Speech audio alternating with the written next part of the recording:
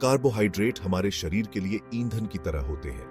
ये हमें खाने से मिलते हैं, खासतौर पर स्टार्च और मीठे चीजों से, जैसे चावल, रोटी, फल और मिठाई।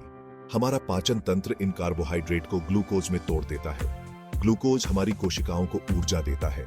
यह हमारे हर काम को शक्ति देता है। हमें ग्लूकोज के स्तर को प्रबंधित करना होता है। यहीं पर इंसुलिन काम आता है। इंसुलिन अग्न्याशय में बनता है।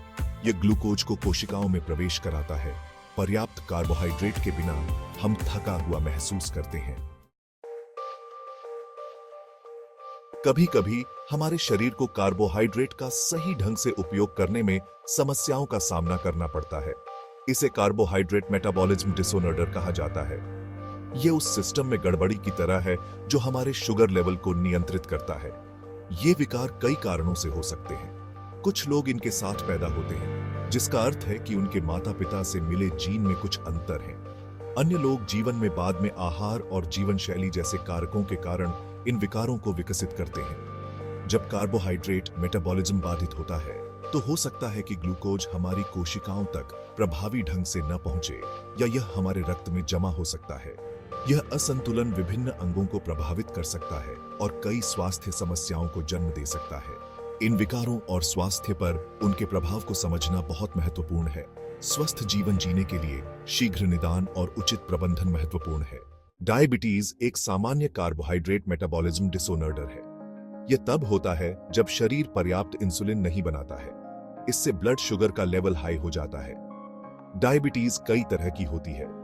टाइप 1 डायबिटीज बचपन में शुरू होती है। टाइप 2 डायबिटीज वयस्कता में विकसित होती है। यदि आपको ये लक्षण दिखाई देते हैं तो डॉक्टर को दिखाना आवश्यक है। भाग 4, ग्लाइकोजन स्टोरेज डिसऑर्डर दुर्लभ लेकिन वास्तविक।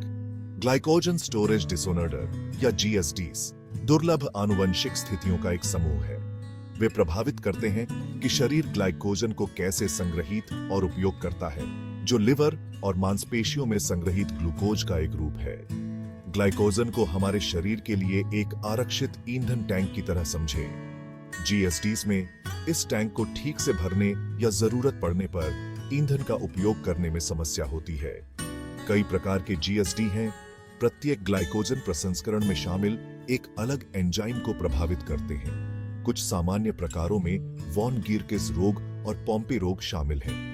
जीएसडी के प्रकार के आधार पर लक्षण अलग अलग होते हैं, लेकिन इसमें अक्सर लो ब्लड शुगर, बढ़ा हुआ लिवर, मांसपेशियों में कमजोरी और विकास संबंधी समस्याएं शामिल होती हैं। उपचार लक्षणों के प्रबंधन और जटिलताओं को रोकने पर केंद्रित है। भाग 5, गैलेक्टोसेमिया, दूध की चीनी की परेशानी। गैलेक्टोसेमिया एक और दुर्लभ आनुवंशिक विकार है जो शरीर को गैलेक्टोज को संसाधित करने के तरीके को प्रभावित करता है। गैलेक्टोज दूध और डेयरी उत्पादों में पाई जाने वाली एक साधारण चीनी है। यह ग्लूकोज के साथ मिलकर लैक्टोज बनाता है, जो दूध में चीनी होती है। गैलेक्टोसेमिया में शरीर गैलेक्टोज को ठीक से तोड़ नहीं पाता है। इससे रक्त और ऊतकों में हानिकारक पदार्थों का निर्माण होता है, जिससे विभिन्न स्वास्थ्य समस्याएं होती हैं।